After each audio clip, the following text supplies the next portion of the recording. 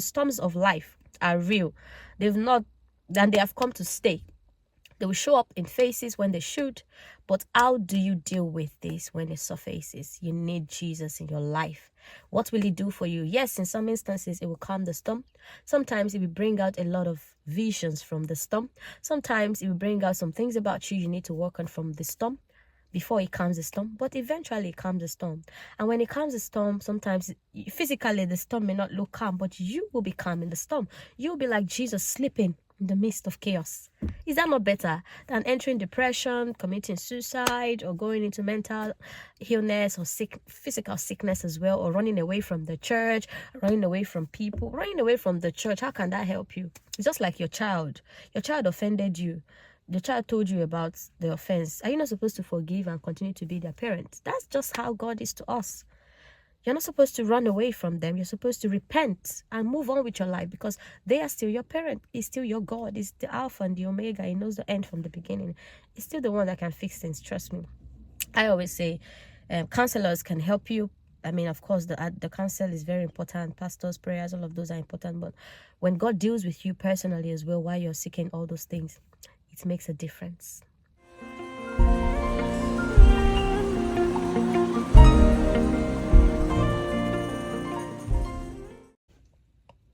Hello everyone, welcome back to my channel. This is WinD, Woman in Diaspora. Welcome. If it's your first time here, please hit the subscribe button to keep this channel alive.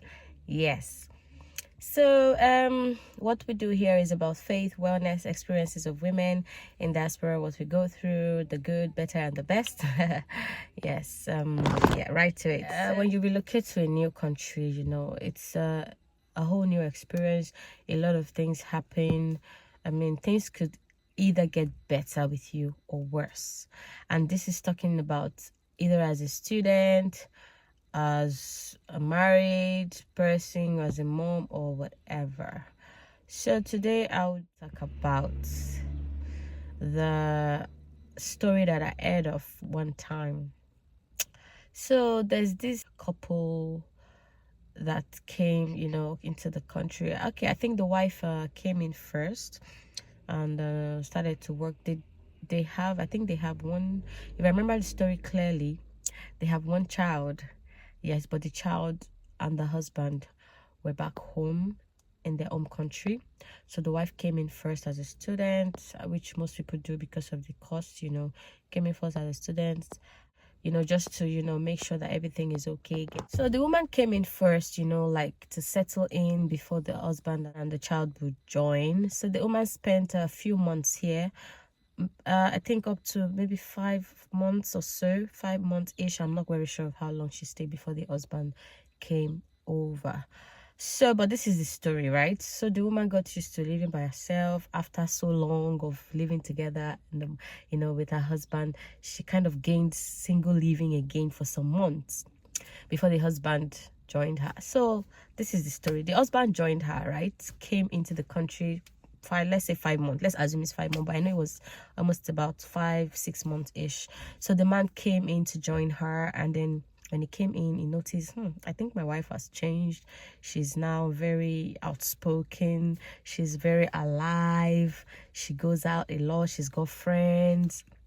So the man was not comfortable with this and felt that, you know, he could probably change this or remind her of who she was back home and try to, you know, fix everything. But the wife was enjoying her freedom already. Like, she felt so free that from the story, I feel like she didn't even bother that I was around. So what started to happen? When I heard about this story was where the man started to complain that his wife was not taking care of the home as she used to in the home country.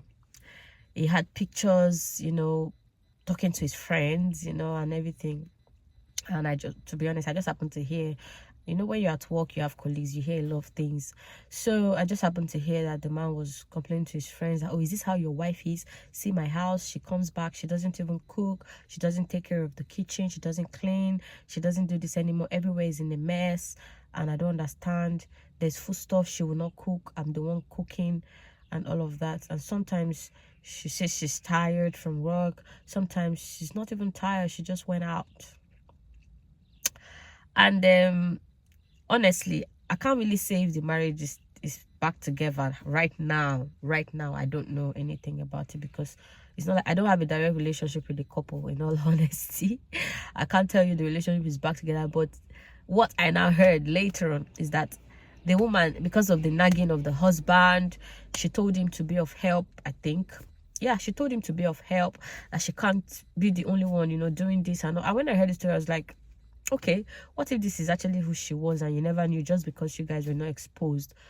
I mean, to me, in my own opinion, the man could see that as a weakness and, okay, let me help her with this aspect of things since I have time, rather than taking the pictures of it. Since I'm at home, it's not like he was working or anything. He's just trying to gain his ground. Really, he just came in. So, he could have been helping. Maybe he has been helping and he got tired. There's so many things. Like I said, I'm not involved in the story. I'm just giving you a story of one of those things that happened here. And you let me know your opinion, your advice, your counsel, your view in the comment section below. So, long story short, this woman eventually left and told him she was actually tired. And from what the man was portraying to his friends, which is where I heard the story from, I heard the story from the man's side of things, not directly from him, but from his own circle. And it was portraying that, oh, now she's gone to a Oyibo boyfriend. That she's now gotten somebody that she's dating. Yeah, I mean, and I was like, what? No, now, Abba, why would she go that far? Even if you had issues, you could easily resolve these issues and all of that. But that's what I heard though. So this got the guy into I don't even know if it's to call it depression or whatever, because he couldn't just fathom what had happened, that the woman left the house for him, that he should get a job. Someone that just came into the country has not really balanced well, not really gotten a job that could really say, oh yeah, he could finance bills and all. She left the house for him. And the man should start paying rent and taking care of himself and all that. She has moved on with her life. What do you have to say? It's not cooked up. This is real. This is real. And this is what has happened to this marriage. Now, about the child. I mean, for me, a woman that has had a child, most times I feel like she's really constrained to whatever she goes through in her marriage, good or otherwise. I mean, it's not like if there was no child, our actions were justified. But in some instances, you want to say, oh, if there's no child, it's just about both of you. But when there are children involved or a child involved, it's no longer about both of you alone. It's about your future, which is now in your hands to groom. Your children are the future that God has put in your hands to groom. So if you neglect your future, and just because of the present or pleasure, satisfaction of now, I don't know. I feel like you're just digging your own grave by yourself without even knowing. Is there a solution to this marriage? I mean, in your opinion, let me know what you think in the comment section. If you think there's a solution, what do you think the solution should be? I must mention that I think the man has started to go for counseling, but by himself. It's not like both of them going for counseling is different. He had to run for help, trying to look for who could help. That's where this story got. Well, I actually heard of this story. I think he went to a pastor to tell his story, to pray for him and guide him, put him on the right, but doesn't know what to do.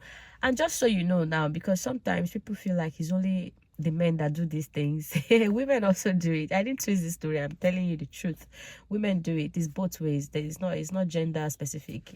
Men do it. Women do it. They come into the country. They leave their marital home and duties, and they go out and start to date other people and eventually settle down with another person. This is my big question. The solution for a marriage in quote that is not working, or a marriage that has challenges in quote, is it another marriage? Hell, Jesus Christ. My married women in diaspora, even those of you back home, truly, is the solution for a troubled marriage, challenged marriage, is it another marriage? My answer is no. My answer is a no. I mean, the lady, she had even said, oh, okay, I'm taking time out to process everything. it's not like he's right too, but then I feel like me, I've heard that one is accepted. I'm not a counselor, marriage counselor, nothing. I'm just a regular woman in diaspora. I love the Lord. I have my life, and I would like to share experiences that I've heard about, and my experience, of course, as well in diaspora, and how we could learn from each other moving forward, you know. So I was just reflecting on this story, and I'm like, definitely the solution for a troubled marriage, even a troubled relationship, to those of you that are still dating, is not instantly another relationship. You need to understand what the problem is and try to sort out that problem, try to come up with what works for both parties, how both parties can come together, you know, to sort things out. It's just that it gets stressed and strenuous when one party is so adamant and stubborn and doesn't want to work things out. I mean, sometimes they tell you, okay, let's work it out. I want to work it out, but they don't want to actually do the work that works it out. Do you understand? Let me know what you think in the comment section about this story. Honestly, I don't know where the man is right now, but when I heard the story, I felt so much pity for the man, because I mean, your immigration status is tied to this woman. She's been paying the bills, yeah, because I mean, she's the main applicant. He just came in as a dependent. Gladly, he even came in and like, well, what he may have to do, just hustle and get your own life sorted first, and you know, keep praying and trusting God that things will work out. But in the case of her going with another man, I don't know what will work out. Honestly, I don't know what will work out. And not even in the world where, you know, people throw it in your face when you've made a mistake in relationship, and those that have not made mistake, they literally throw it in your face, like you that probably are having issues in your marriage. You are not sane, or you are not wise. It's not always the case. If you ask me, I don't believe everybody on earth has always made right decisions. It's really sad when you make a wrong one in marriage, relationship. But in case you are in that maybe situation of, oh, it looks as if, you know, I've made a wrong decision in my marriage, it's not the end of the world. I must tell you the truth. That's why they always tell you, get a life, know your vision and your purpose before you settle into marriage or any long-term relationship at all. Because if you have not found yourself and you start to face some challenges, which will definitely surface in marriage, there will always be issues, because you're not the same people. You're just trying to get to know each other. If you've not found yourself, you're going to easily run into depression. Also, women and men, you need to get busy. Don't be idle. Because they say, the idle man is the devil's workshop. I don't know if that's scriptural, but I've known this proverb ever since I was young. So don't be idle. Don't be idle. Don't be idle. And I will not dispute the facts, honestly, that you need God. I keep saying this, but people, I don't know, some people just tell you, when you go out on evangelism, you're trying to reach out to people. Hey, hello, I want to tell you about Jesus. Say, no, I'm okay. I'm okay. I'm okay. You're not okay. I'm telling you. I mean, I thought about this thing, how we talk about Jesus to people, and then they're like, no, I'm not interested. I don't need him. In fact, I met somebody on outreach one day. I said, hi, I just want to talk to you about God. I just want to talk to you about God. And he was like, no. He said he follows the devil. I'm like, you follow the devil? He said, yeah. I said, okay. So that means, I mean, if there's a devil, you should know that there is God now. So you chose to follow the devil. I said, okay. To your tent, or Israel. I mean, so what was I trying to talk about? I'm trying to talk about the fact that sometimes we tell you need something. You say, no, I don't need it. But the honest truth is that most times, all of us humans, we don't even know what we need. We only know what we want, what we desire. Our desires and wants are not usually what we need. So if I'm telling you need God, you may not even realize that you need him until you pay attention and say, okay, what can he offer me? Okay, why did you say I need God? Okay, maybe. Okay, let's give it a go and see. At least give it a go and see, right? So, but they just quickly shun you up. No, I don't need God. It's not God I need. How do you know that it's not God that you need? I'm telling you it's God I need. And you may be asking, what gives me the right to tell you that it's God I need? Because I've also been in your shoes. I was not born into God like, oh yes, I was born a born-again Christian. No, I wasn't also. I was also in the world. I've also tasted my freedom in quote. Like, oh yeah, a life without God per se. And then I'm like, okay, when I now got into God, I'm like, oh, definitely it was God I needed all this while and I didn't know. So whatever it is, circumstance, marriage, relationship, job, you're still on job hunts, you know, you're almost frustrated, you're not able to get the job that you desire, or is it your settlement, sponsorship, whatever it is, if you do not have God in the first instance, just pause this video at this point and watch something else, because my number one solution to you for anything you're going through is go to God. Even if that situation might not get sorted, like the story I just said, instantly, at least you get to have peace first. God gives you an inner peace in the midst of the storm. Have you not heard before? God gives you peace, just like Jesus, the literal story of when there was storm and Jesus was sleeping. Reflect on that. In the storm, chaos, the disciples, everybody, well, where's the master? Is he not on this boat? And then he came up and is like, why are you disturbing my sleep? Yes, there's storm, so what? Like, that's part of life. And all you had to do was to decree peace, be still. So you need God so that you don't panic unnecessarily. The storms of life are real. They have come to stay. They will show up in phases when they should. But how do you deal with this when it surfaces? You need Jesus in your life. What will he do for you? Yes, in some instances, it will calm the storm. Sometimes it will bring out a lot of visions from the storm. Sometimes it will bring out some things about you need to work on from the storm before it calms the storm. But eventually it calms the storm. And when it calms the storm, sometimes physically the storm may not look calm, but you will be calm in the storm. You'll be like Jesus, sleeping in the midst of chaos. Is that not better than entering depression, committing suicide, or going into mental illness or physical sickness as well, or running away from the church, running away from people, running away from the church? How can that help you? It's just like your child. Your child offended you. The child told you about the offense. Are you not supposed to forgive and continue to be their parent? That's just how God is to us.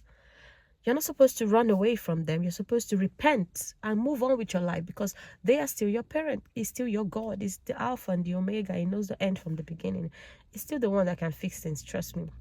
I always say counselors can help you. I mean, of course, the counsel is very important. Pastors, prayers, all of those are important. But when God deals with you personally as well, while you're seeking all those things, it makes a difference. Let me know in the comment section below what you think about this story, your advice for this couple, the woman, the man. Who knows? Somebody might stumble on this. Somebody might stumble on this and might be in a similar situation and need this counsel. Your comments might just help them out.